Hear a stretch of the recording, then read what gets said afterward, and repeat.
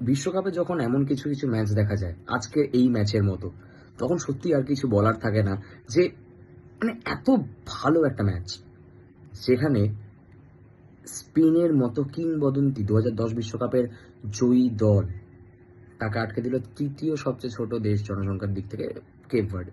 অসাধারণ খেলা, great wall of China. যদি ফুটবলে কেউ ব্যক্ত করতে চায় ডিফেন্সকে, সত্যি আজকের ম্যাচে নিজেকে প্রমাণ করে দিয়েছে কেপ ভার্ডে। এত সুন্দর ডিফেন্স, খাতা কলমে দেখতে গেলে স্পেনের জয় নিশ্চিত ছিল। তবে মাঝে মধ্যে সত্যিই খুব ভালো লাগে যখন মানুষের প্রেডিকশন এভাবে ফেল হয়, কারণ বিশ্বকাপের মঞ্চ আবারও বুঝিয়ে দিল বিশ্বকাপের মঞ্চ কিন্তু প্রত্যেকটি দলের মঞ্চ, এবং যে কোনো সময় যা কিছু হতে পারে। অস্ট্রেলিয়া যখন টার্কির মতো ডার্ক হর্স, যেটাকে মানুষ বলে থাকছিল এতদিন ধরে, তাকে হারিয়ে দিতে পারে, তাহলে স্পেনের ড্র। এবং সত্যি কথা বলতে এরকম ভাবে সত্যিই যেন ওয়ার্ল্ড কাপের বিউটিটা আরো বেশি বেড়ে যায়।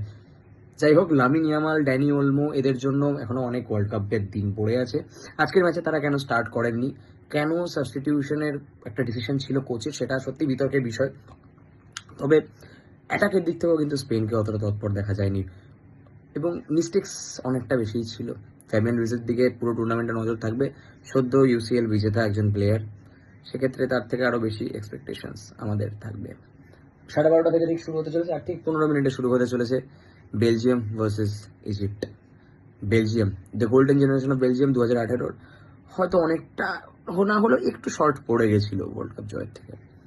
তবে এবারেও কিন্তু টিম খারাপ নয়। কোর্তোয়ার লাস্ট ডান্স এই মুহূর্তে দাঁড়িয়ে one of the best defenders. হয়তো লাস্ট ডান্স নাও হতে পারে আরেকটি ওয়ার্ল্ড কাপ, কারণ গোলকিপারদের সেভাবে কোনো বয়সের কোনো প্যারামিটার নেই যে এই বয়স বা ওই বয়স। সেক্ষেত্রে কোর্তোয়ার জন্য একটি ভালো ওয়ার্ল্ড কাপ হতে পারে। লিওনার্দো তোসার্দ রিসেন্টলি প্রিমিয়ার লিগ বিজেতা, এবং জেরেমি ডকু ম্যানচেস্টার সিটিতে দুর্দান্ত লেগেছে। এবং অপোজিটে ইজিপ্টে কিন্তু জেরেমি ডকু নিজের টিমমেটকে ফেস করছে, ওমার মারমুশ। হাল্যান্ডের সবচেয়ে ভালো সাবস্টিটিউট যদি ম্যান সিটিতে কাউকে বলা থাকে অ্যাজ এ স্ট্রাইকার, ওমার মারমুশ। তার দিকে নজর থাকবে আজকের ম্যাচে। কিন্তু কিন্তু একজনই প্লেয়ার যাকে আজকে সত্যি যার দিকে নজর থাকবে, মোহাম্মদ সালাহ।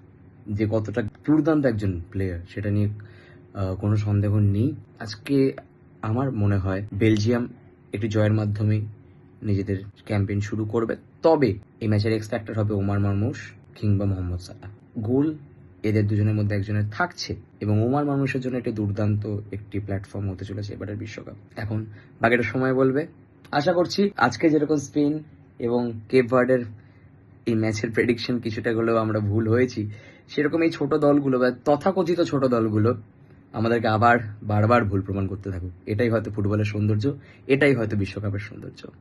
দেখা হচ্ছে পরবর্তী ম্যাচ প্রেডিকশন এবং ম্যাচ রিভিউ নিয়ে।